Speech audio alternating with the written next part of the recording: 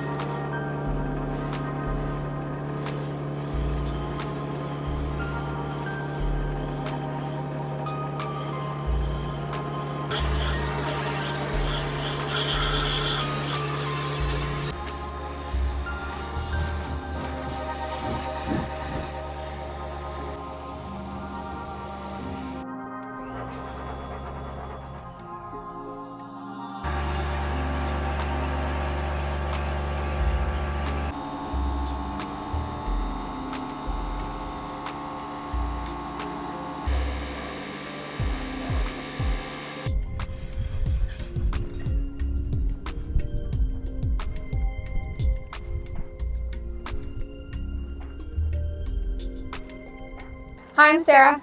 I'm Zach. And welcome to our sailboat, Ault. She's metal, steel. You normally see us up at the cabin in New York State, but if you're new here and didn't know, we've lived on a sailboat for the last 7 years prior to buying the cabin, and so we thought we'd give you a little sneak peek into what life is like on the boat. Ready? So Ault is a 1989 Calvin Gazelle built in Florida by Ron Barnes, and she's 42 foot long, really like 46 foot from tip of the anchor to the dinghy davits. This is one of only a couple that have a pilot house. We bought it in 2018. We bought it from a somewhat celebrity sailor who used it for research up in Greenland prior to this, and he sold it to help fund renovations to a new boat. And we bought it down in Maryland with no engines in it, brought it up to New Jersey with 2 little outboards tied to the back on a little custom bracket I made, and then spent the first year, I guess, getting it ready to live aboard. And that was getting the engine running again, which turned out to be a waste of time because we threw a crank through the block. And then I got a new engine, rebuilt that engine, new used engine, rebuilt that engine, put that in. That one's been good ever since. But we also pretty much redid all the wiring. The hull had a lot of doubler plates on it. It's a steel hull and had some rust issues from neglect in the past. So we cut all of the doublers out, like 40 or 50% of the hull below the waterline's been replaced with new metal, new framing welded in. It was sandblasted and a full bottom job done a couple years ago. We've done a lot of work on it, but there's always more work to do, especially being a steel boat in this part of the world. Things rust quickly, winters are harsh, and it needs constant love and attention. I prefer working with steel because of my career, I guess, really more than my career. I just like working with metal, and I don't like getting all itchy working with fiberglass, so it was something I would just prefer to work on. I'm a metal worker, specifically for the marine industry, but that didn't start until a couple years after we bought the boat. I did other metal work before this, but not boat related. But having a steel boat, I guess, made the business happen. Part of the reason why it happened.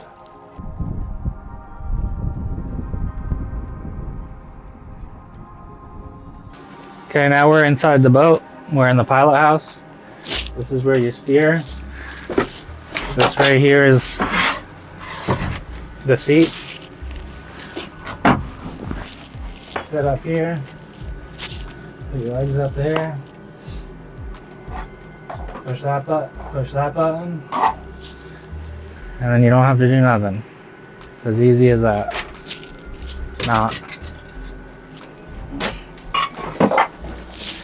This is actually long enough to lay down on. You can take a little nap. This does close off so you get a little bit better sight. Also, if you're in the aft cabin and want some extra dark, this will give you some extra dark. There was doors here too, but we removed those. So the pilot house was my office when I went fully remote. This is meant to be a maps desk, but it has since turned into my work desk. It is also where Maggie eats.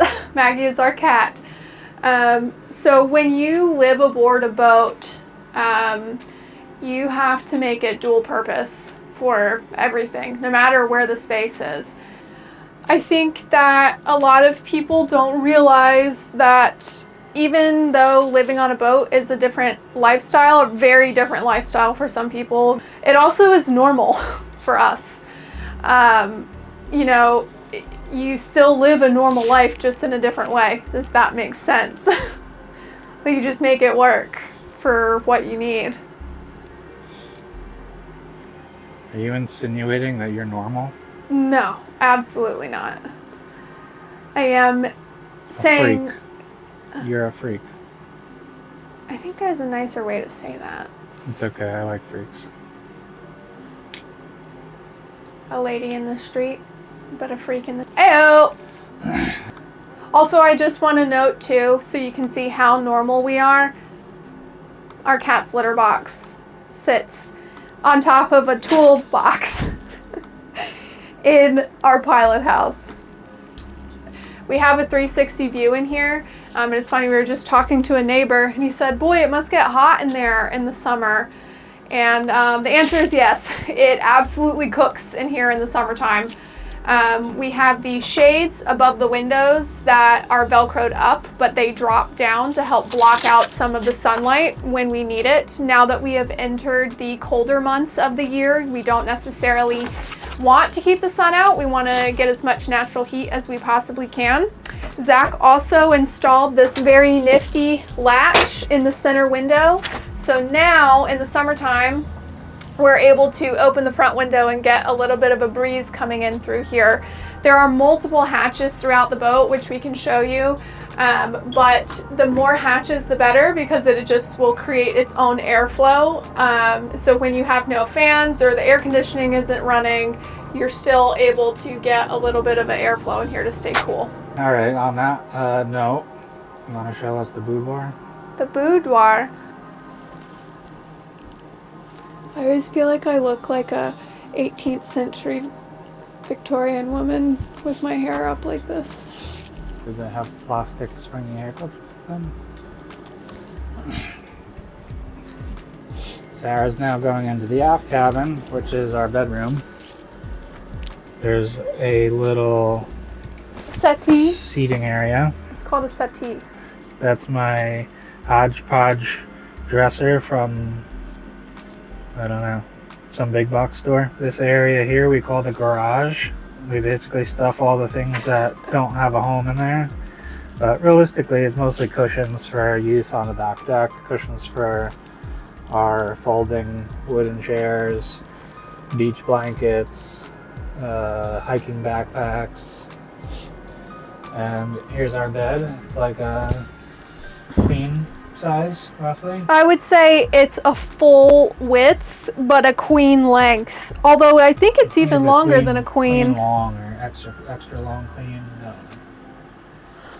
It's enough space for the two of us. And this is the only standing space back here.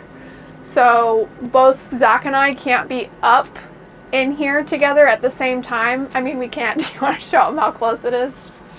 Well, and I'm up on the, because of the shape of the hole, the floor is not flat. Is not flat. So. But there's room. Yeah, but we both can't get dressed back here at the same time. We could. It just wouldn't be very easy. Why can't I get these out?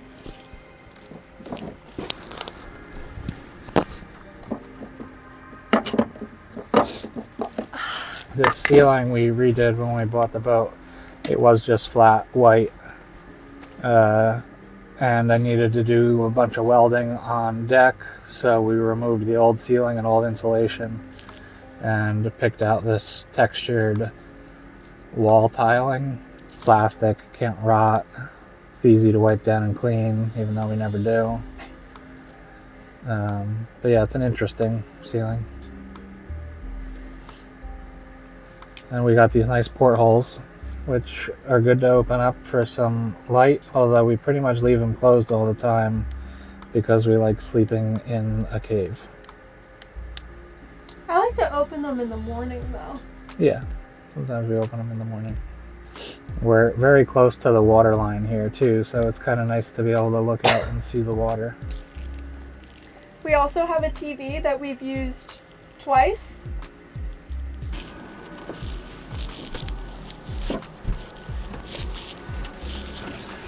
Where are you going now, honey? Moving forward, back through the pilot house. If you have to get up and pee in the middle of the night, you have to do all this. Wait, can you talk to me about the mast really quick? The mast passes through the pilot house ceiling, goes down through this stringer. This is a 1/4-inch steel stringer, which ties both half of the boat together. Is chalked at this level, which is the same as deck level, so that both masts, front and back, are chalked at the same point. But because it's this beautiful orange blank slate, it became home for stickers that we get from all over the place. There's stickers from vacations, from breweries, to dispensaries, local artists, local bands, other sailors. There's stickers from everywhere. Sorry, what color did you say this is? Yellow. It's yellow. It's yellow. Yes. He said it was orange. I'll roll it back. This beautiful orange blank slate. It's orange. It's yellow, rather. We know it's yellow. Just look at it. By the way it is, it's yellow. Have we ever timed ourselves to see how quickly we could get from the aft cabin? No, I mean, I could do it in under 3 seconds. Under 3 seconds? That was very quick. That was pretty quick. That was like a little dangerous though. I have definitely missed the step before. You guys don't need to look in here. That's our control space, bunch of switches for all the 12-volt systems and fuses, and on the other side is main battery switch and just junk storage again. So Sarah's now in the galley, or the kitchen, and this is the culinary working space of the boat. You know, we've seen a lot of boat setups, and I have to say, this is one of the better galley I love our kitchen areas, because you basically have, with the exception of the switch cabinet, you're in like 360 galley area. It's very friendly for cooking underway because you're kind of locked into that small area. You can never fall over. You're gonna just lean over and lean onto something because you're so close to everything. Some highlights, I would say, or favorite parts of mine of the kitchen is the deep sink that we have. So we have our filtered water, which if you've never had filtered water from a boat in the middle of winter, you're missing out. It is ice cold. It is perfect. The other favorite part of mine would probably be the stove. This is a special European sized stove, propane. I had mentioned earlier out on deck that it runs propane, 3 burner, and we can even fit a whole chicken in here. It's dirty, don't look in there, but we had there was a stove with the boat when we first bought it, it only had 2 burners on it, right? Yeah. 2 burners on it. It was older. It wasn't holding heat that well. And so we decided to upgrade, and this has been fantastic. Sarah mentioned that it was a European size, and because of this cutout in the kitchen between the 2 cabinets, it was very specific, the sizing, and it's a size that only exists in Europe, so this stove had to get shipped here from the United Kingdom and ended up costing double what a stove in the United States would have cost. But it is a nice stove. One thing that I don't like, but I think Zach does, is our refrigerators. I love the refrigerators. Before I show you where the refrigerators are, just think to yourself, they can't have a full-size fridge on the boat. Where could it possibly be? Is it this? No, these are That's a pantry. our pantry where we keep all our dry goods. Is it here? That's a Tupperware bin. It's a Tupperware bin. It used to be, you see how thick the countertop is, that used to be an ice box. And you could throw ice in there, and ideally it would have been plumbed with a hose, and as the ice melted, it would drain overboard. All 3 of these actually used to be ice boxes. But now they are our refrigerators. These were all converted to 12-volt refrigeration. This front one actually could serve as a freezer too. The tops of these 2 are also made out of, what's the cutting board material? I think it's UNHW. Yeah, so this is like a cutting board, which you can see we use regularly. What I don't like about the refrigerators, if I don't see the food in front of me, I forget it exists. So I have to like dig through the fridge to see what we have. Or if I know I need something, I will most likely not use it just so I don't have to dig through the fridge to find it. I like how big they are, number one, on both. There's typically not much refrigeration, and these are a lot deeper than they look. This one goes down almost to here, which is nice because we get a lot of space, but also, like Sarah said, if there's something you need from the bottom, that means you gotta empty everything out of the top, dig your way through, and find whatever you need. These were both updated, actually twice now since we bought the boat, or yeah, I guess kind of twice. The first time I used a bunch of used parts that, you know, salvaged from other boats. Second time around, all new components. So they're very efficient. Well, originally we tried to make one a refrigerator and one a freezer. Yeah. And the freezer just wasn't getting cold enough, or it wasn't holding the temperature for long enough to where things were slightly defrosting. That was with smaller salvaged units. These are both brand new now. The one in the back is a little bit smaller and it's just a refrigerator.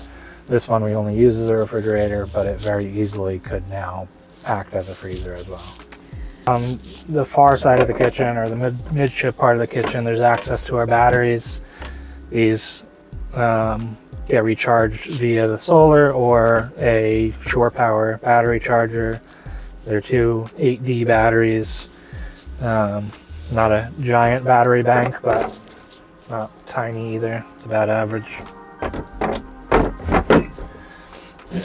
And here's the battery charger and plumbing and wiring and whatnot for other systems. How come we don't have knobs on those? They had these silly wooden knobs on them when we bought the boat, and I removed both of the knobs, brought them to my shop to make metal equivalents, and they're still sitting on top of my toolbox 9 years later. Okay. Welcome to our living room. This is where I sit. This is my spot. Harper and Maggie sit wherever they want, but this is Harper's Pillow Palace. I'll talk more about that in a minute. So this is my spot, although it's everybody's spot because it's our dining room table. So this flips up and you can kind of sit on the couch over there, and we could host more people. We have storage in the middle for all of your favorite hot sauces. Over here we have controls for air conditioning and reverse cycle, as well as our diesel central heating system. Some more 110 volt lighting that was converted to 12 volt with fancy bulbs.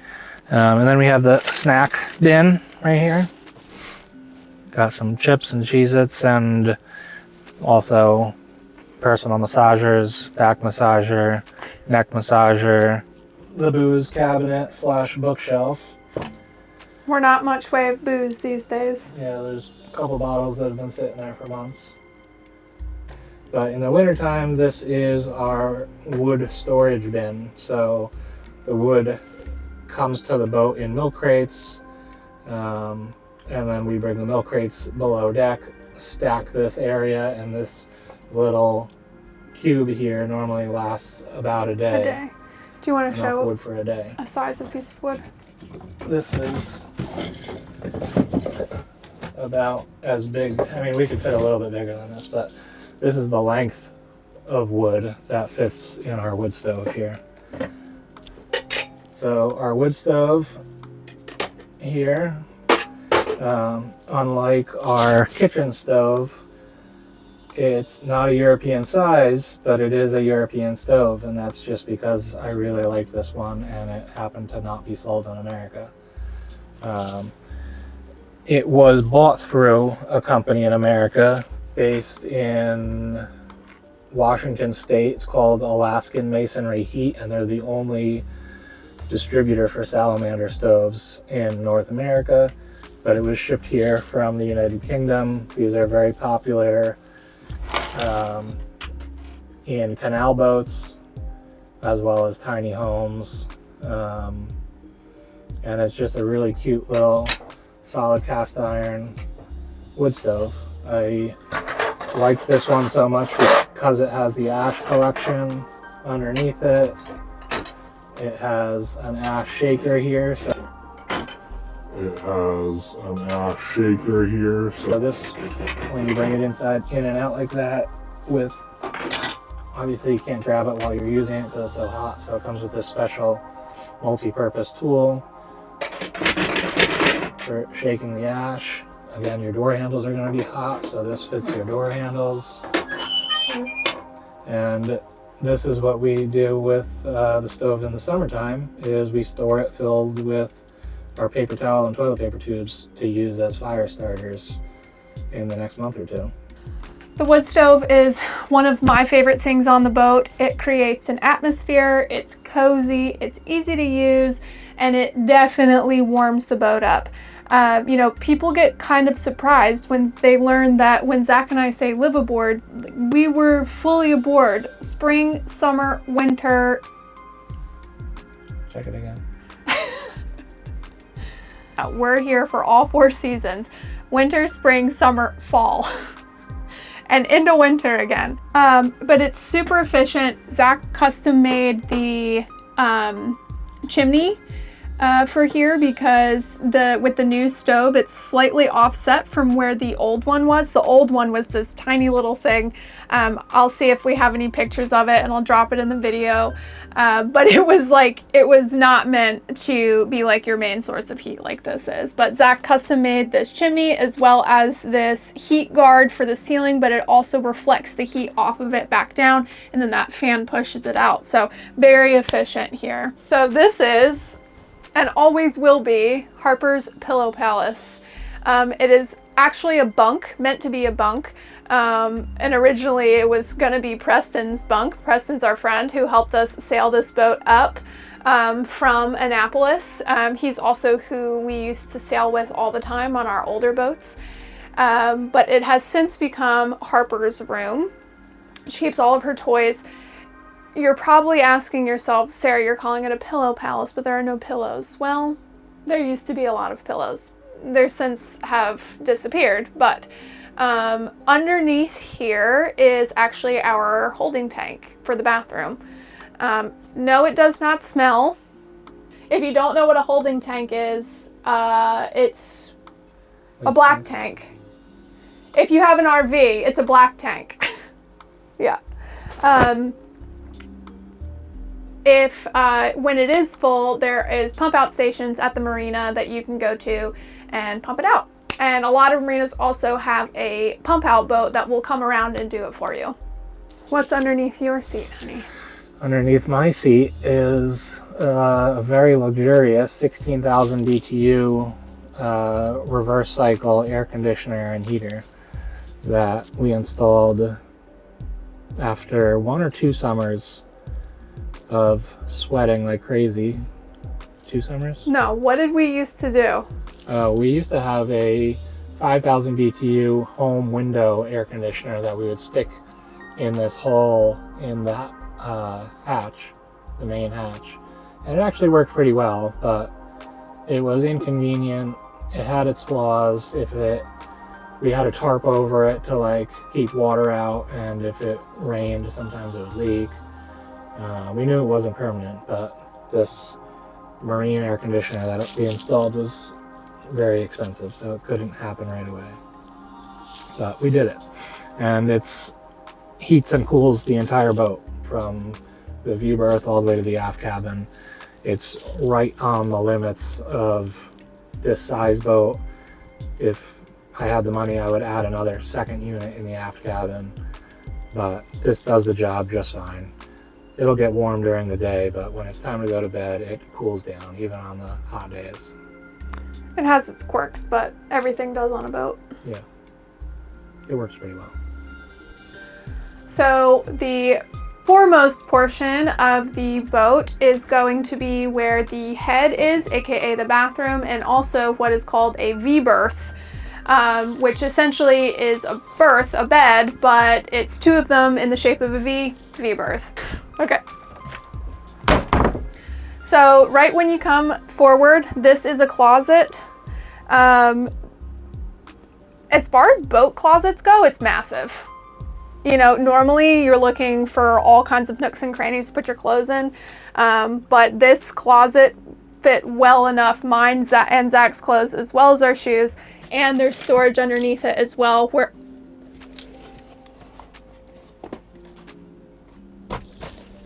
Oh shit. Zachary just finished telling me that he doesn't have any more Ziploc bags. There's so many I knew I had more. I just boxes didn't know down where I put them. here. That's enough. That's all I need. I know, but I'm seeing what else is down here. Oh, your scuba stuff is down here too. My mouth is snorkeling. Yeah, okay. Anyway, so closet's huge. You saw Zach's dresser in the back.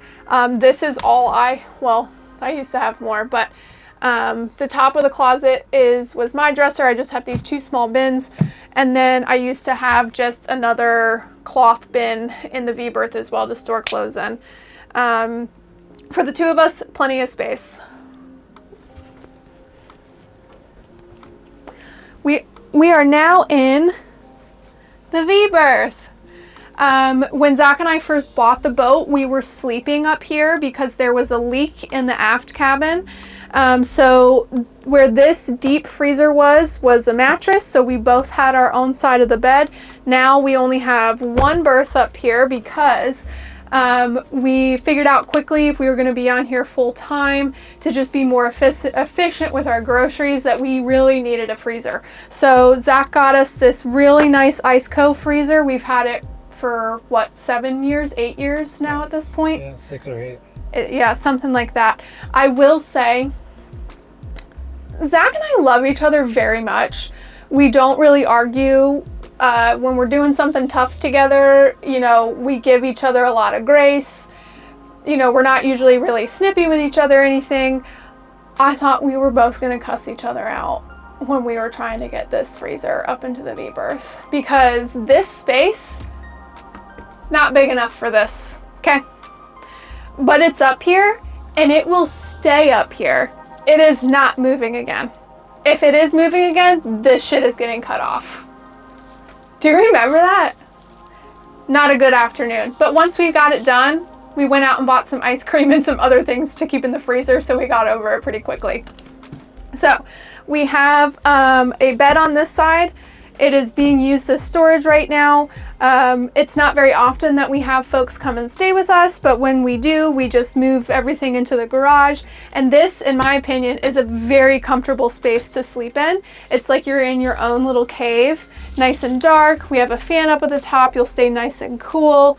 There is a slight incline to the bed because of the way the boat is shaped.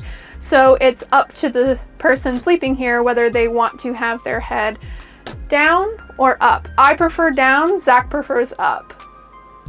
In the front here is also where our chain comes down into beneath the V-Berth that connects to our anchor out in the front. And this little remote is how we control our anchor going in and out. This big metal plaque here is our Coast Guard official documentation number, which I made a year ago or so. It had a different documentation number which was engraved into the wood, so I made this stainless steel cover. So here's the poop deck, or the head. Nice big, tall, body length mirror. Some plants, that's our shower head, some artwork, plenty of lighting in here. Electric vacuum flush toilet. That's a drain because this whole space is also the shower. The countertops and faucets I redid a couple years ago, stainless steel, and it's a mess, but there's a ton of storage. And we have a canvas cover that covers up all of those cubbies, so when you are taking a shower, everything stays nice and dry. Just want to note that the bathroom used to be white, and I was like, oh, let's paint it a fun color because everything else is wood around here, and it'd be nice to have a fun color. That's the other time that I thought Zach was going to kill me. You made a dusty mess everywhere. That's what happened. There was white dust everywhere. But you were in the bathroom sanding and you didn't notice because you were in the bathroom sanding and you couldn't tell that it was going everywhere. I thought he was going to divorce me, and we're not even married. There's been a dusty mess in this boat. A lot. It was just the first time it happened. It was not the first time it happened. I painted this a couple years ago. Okay. So we have a very long bilge going all the way from up here. Nice and deep. Plenty room for keeping beer and bottles of wine cold. Boat's rolling. To an even bigger compartment here. Again, nice and deep. That's about the same width as a 30 rack of PBR. So you could fit 120 beers basically right there. Priorities. And underneath this one is not just our bilge, but also the shower sump. So when you take a shower, the drain runs to a box in the bilge that has its own pump, and it pumps it overboard. So the bilges stay dry, the water is contained just in that little box. And then the deepest part of our bilge is behind in the kitchen, and that's where we have two bilge pumps, one very large, you call it a crash pump, and one much smaller standard bilge pump. As well as there's a fully manual bilge pump pickup hose down there too that you pump from in the pilot house. But we've been pretty lucky and the bilges stay mostly dry.